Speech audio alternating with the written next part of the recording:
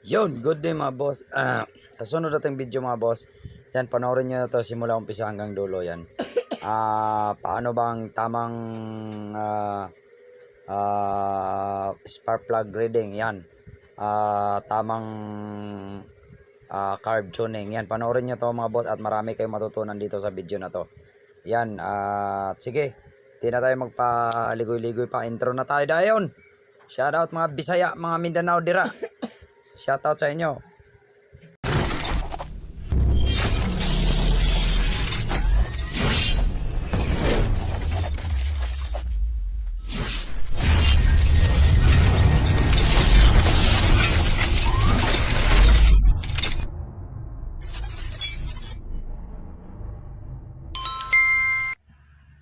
Yun, good day mga kaga. Welcome na sa aking panibagong vlogs. Yan, kung bago lang kayo sa aking YouTube channel, pa-subscribe naman ang YouTube channel at pa-hit na rin yung notification bell. Yan. Mag-plug reading tayo ngayon kasi may ginawa tayo dito sa motor natin. Tinanggalan natin siya, hindi lang makita siguro.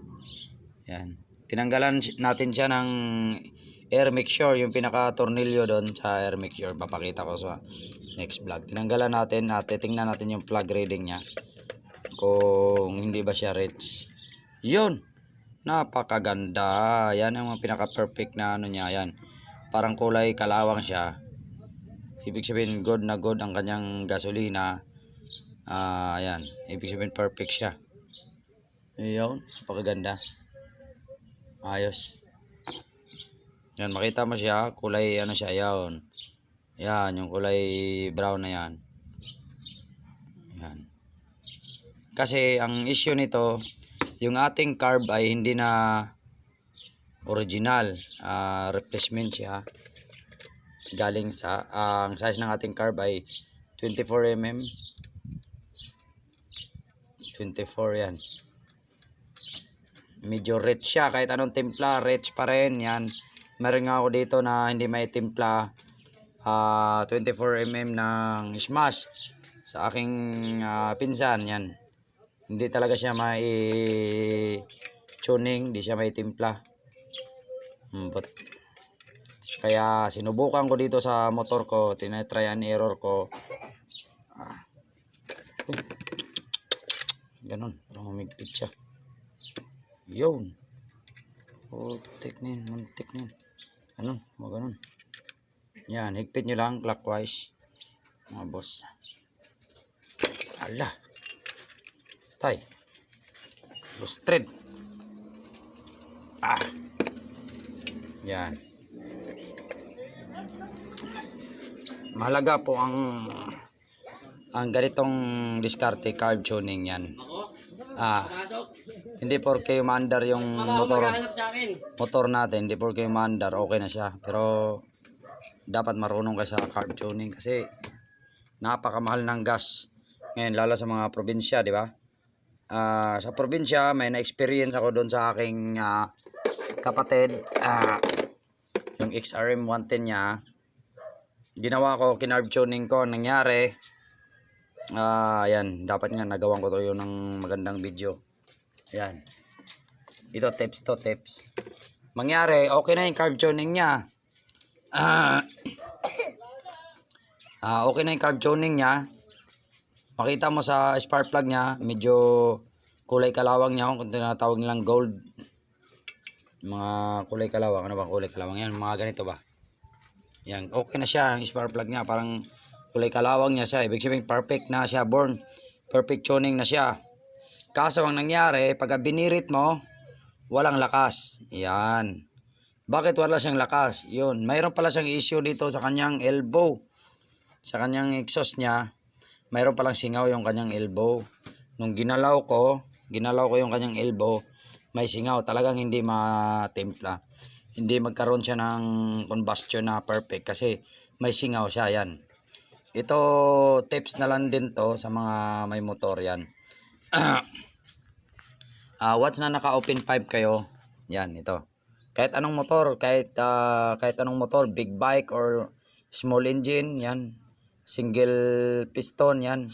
Kahit anong motor, FI or carb man yan. Yan, ingatan nyo po. Yan, ingatan nyo po mag-open open pipe. Yan, pag once nag-open pipe kayo, nag-big elbow kayo, ang combustion po niyan, matik yan, singaw yan. Kaya maraming nagugulat, bakit ang motor ko pag hindi naka-open pipe matulin, pag naka-open pipe mabagal. Kasi maglilin po kasi siya pag naka-open pipe dito. Lin po ang kanyang tirada ng kanyang gasolina. Prone po yun sa overheat. Singaw, kumbaga. Yung gasolina niya dapat mag-stay muna dito ng mga ilang seconds bago mag-fire. Ang mangyari, sisingaw kagad yan. Hungaw ba? Hungaw. Kung sa Bisaya pa, hungaw. Kaya hindi yun na-timing yung XRM ng utol ko yan. Hanggang iniwan ko na lang. Pero kaya siyang i-timing pero napakatakaw sa gas. Bakit matakaw siya sa gas? Kasi kung hahabulin mo yung perfect na takbo niya, mag-a-add ka talaga ng gas doon sa carb. I-reach mo siya konti para mahabol mo yung tirada niya. Kasi ni-road test ko rin, pag nasa timing siya, ang siste, pag na-perfect, naka-timing siya, okay na yung spark plug, good yung kain ng gas, tipid, pero wala siyang lakas. Kasi nga singaw yung combustion. Kaya ang nangyari, binalik ko na lang konti sa dati. Ang sabi ko dun sa aking utol, sa aking bayaw, yan, shout out pala sa aking bayaw, yan, mga Vaporoso family dyan, diha sa Tarustusan, Nabal, Biliran, yan. Sa akong igsoon, si Yorisa Cesar Vaporoso, yan, shout out po. Salamat sa tanan, yan. Ang nangyari, yan. Ang nangyari, binalik ko na lang siya konti sa dati, pero hindi ko sinagad. Kasi hindi naman siya pang karera. Hindi naman siya. Kasi kung nagkaroon ako ng oras, babaklasin ko yung kanyang didiskartehan ko sana yung kanyang elbow para mag-pit siya, walang singaw. Kasi may singaw ang kanyang elbow. Kaya sa mga nag-open pipe, open pipe kayo, carb man yan, masarap pakinggan pero lean. Walang persang open pipe. Subukan nyo nagulat kayo, yung try nyo i-karera yung open pipe sa mga walang hindi kayo basta-basta makahabol. Basta walang ginalaw, kumbaga walang galawan. Nag-change lang kayo open pipe, hindi nyo pinakialaman yung carb or hindi nyo pina-tuning yung ECU, yan. Hindi po basta-basta makahabol. Kasi bakit? Lean kasi. Once na nag-open pipe ka, lean ang kain ng gasolina. Ibig sabihin ng lean, manipis ang gasolina, singaw. Kasi walang masyadong combustion. Prone siya sa overheat. Kaya yon ang nangyari sa XRM natin. XRM ng utol ko. Ang ginawa ko, yan. Inano ko na lang siya. Binalik ko na lang siya sa konti sa dati. Nilakasan ko konti yung gas niya. Yung gasolina niya, nilakasan ko konti. Medyo binuksan ko konti yung kanyang kanyang air mixture para lumakas konti sa gas. Para mahabol yung takbo. Pero hindi ko sinagad doon sa dati na matulin siya tumakbo kasi alam ko napakamahal ng gas sa probinsya. Kahit yung pamangkin ko gusto ng ganon, pero dinaya ko na lang siya konti, yan, kasi kawawa naman sa gas, yan. Kaya ganon ang system po. Kung mag carb tuning kayo, yan, ito lang to. Kung mag carb tuning kayo, make sure na walang singaw ang tambutso, yung elbow, itong exhaust dito, yan, wala siyang singaw. Tapos gusto nyo talagang matipid sa gas, iwas kayo sa mga kalkal or stock pipe is the best, yan. Hindi basta-basta magsingaw ang combustion pag stock pipe. Yan lang siguro may payo ko sa inyo. Yan, shout out magsha-shout out na lang ako sa lahat ng aking bagong followers. Yan, mga Bisaya dira sa Visayas ug Mindanao, yan, shout out sa iyo. Yan, siyempre NGB Wi-Fi na napakalupit na entertain na accommodation natin, yon. NGB Wi-Fi Almeria sa mga dool dira sa NGB Wi-Fi Almeria, Salangi, Tamarindo, Sampaw, yon. Kung dool ka mo ng lugar, NGB Wi-Fi, kontakon lang ninyo si Jonathan Cesar Calves, ang aking boss, Jonathan, yan. At kay si boss Chris Miop, si Asiling, sila, yan. Salamat sa pag-entertain nyo na ako nga, yan. Daghang salamat. Yan, mga igagaw ko, mga uyuan ko dira sa Davao. Yun, mga Garin family dira sa Davao, yan. Shout out din po og mga Cesar po nga, mga Cesar, mga anak nila, Buning, yan. shout out po sa inyong tanan dira sa Jinsan o sa Kiamba man siguro. Iyan.